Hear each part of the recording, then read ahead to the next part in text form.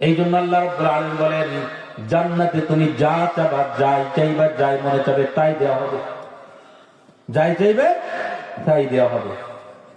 এখন এক জায়গায় কথা বলতেছিলাম, একজন বলে, হুজুর দুনিয়ায় বসে তো অনেক সময় বিড়ি সিগারেট খায়, এখন জান্নাতে যদি যায় বিড়ি খেতে খেতে দিবে নাকি? ভাবতে পারে না অনেকে। যা তো আল্লাহ তো বলছে, ওয়াদা করছে, যা চাবে তাই দিবে। যদি বিড়ি খেতে সেই দিবে নাকি?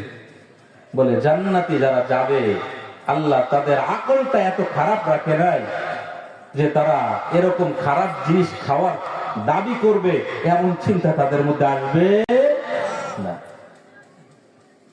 চাইলে দিত, কিন্তু এমন জিনিস চাবে না। বদর যুদ্ধের মধ্যে ৩১৩ জন বদরি সাহাবী তারা শহীদ হয়েছিলেন।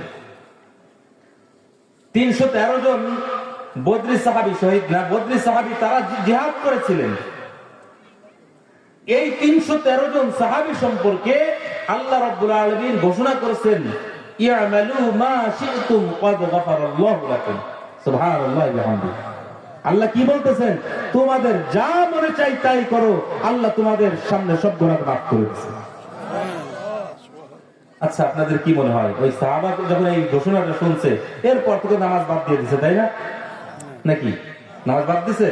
তো এরপর থেকে মদ খাওয়া শুরু করছে, নাকি নারী নিয়ে ওই পার্কে যাওয়া শুরু করছে? এগুলো করছে? আল্লাহ তো তাদের ক্ষমার ঘোষণা আগেই করে দিচ্ছেন। কিন্তু তারা, আল্লাহ তো জানে তারা অন্তরের দিক থেকে এত পবিত্র স্বচ্ছ, তাদের আল্লাহ মাফ করে দিলেও তারা কখনো অন্যায় করবে এরকম দাবি চিন্তাও আসবে না।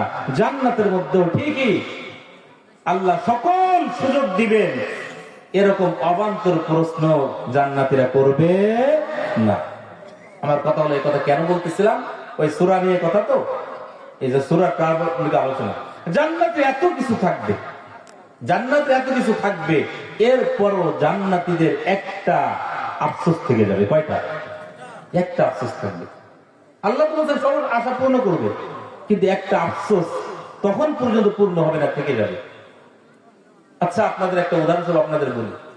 আপনাকে মনে করেন বাংলাদেশ, যেহেতু আমরা বাঙালি, বাংলাদেশের কথাই বলি, সবচেয়ে দামি জায়গা ঢাকার মতো গুলশান বাড়িধারায় আপনাকে সুন্দর একটা বিশাল আলিশান 10 তলা 20 তলা একটা বাড়ির মালিক বানায় দেওয়া হলো।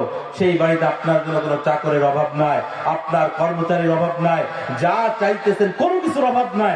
সব সুযোগ সুবিধা দেওয়ার পরে আপনাকে বলা হলো এই বাড়ির উপরের তলায় আপনি বসবাস করবেন, আপনার যা দরকার হবে অর্ডার করবেন, সব দেওয়া হলো। কিন্তু আপনি এখানে একাকী থাকবেন, আপনার সন্তানকে দেখতে পারবেন না। খুব আনন্দে থাকবেন তো? আনন্দে থাকবেন না কেন? বলে যে কলিজার ধন সন্তান, তাকে যদি দেখতে না পারি, আমার প্রিয়তম বিবি যদি আমার পাশে না থাকে, এত আলিশান বাড়িতে করবো, তাই না? বলে জান্নাতীরা জান্নাতে যাওয়ার পরে আল্লাহ রাব্বুল আলামিন যখন জান্নাতের সকল নিয়ামতের ব্যবস্থা তাদের জন্য করবেন, সেই নিয়ামতের বিবরণ আল্লাহ রাব্বুল আলামিন কোরআনুল কারীমে জায়গায় জায়গায় বর্ণনা করেছেন। বলতে গেলে অনেক সময় লাগবে। আল্লাহ যত প্রকার নিয়ামতের ব্যবস্থা করেছেন, কিন্তু ততদিন পর্যন্ত এখনো আল্লাহ রাব্বুল আলামিনের সঙ্গে জান্নাতীদের দিদার হয় নাই, দেখা হয় নাই। অথচ আল্লাহ রাব্বুল আলামিনকে সবাই দেখতে চায়। আপনারা দেখতে চান কিনা? কে কে আল্লাহকে দেখতে চায়? একটু হাত তুলে দেখেন। নারায়ে তাকবীর। এই যে আপনারা সবাই দেখতে চান, হাত নামান। সবাই যে দেখতে চান, এটা একটা মনের চাহিদা। আল্লাহ বান্দার মনের কোন চাহিদাকে অপূরণীয় রাখবে না। এই জন্য কিন্তু দুনিয়ার মানুষ, দুনিয়ার চক্ষু দ্বারা আল্লাহকে দেখতে পাবে না। আল্লাহ রাব্বুল আলামিন কোরআনুল কারীমের মধ্যে বলেন, লা তুদরিকুল আবসার ওয়া হুয়া ইউদরিকুল আবসার। দুনিয়ার কোন চোখ আল্লাহকে দেখতে পাবে না দুনিয়ায় থাকা অবস্থায়।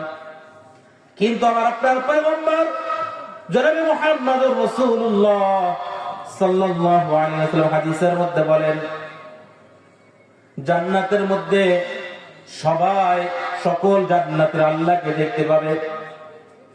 ইন্নাকুম সাতারাউনা রাব্বাকুম কামা তারাউনাল কমারা লাইলাতাল বাদর। হে আমার সাহাবারা, উম্মতরা শুনে রাখো, জান্নাতের মধ্যে প্রত্যেকটা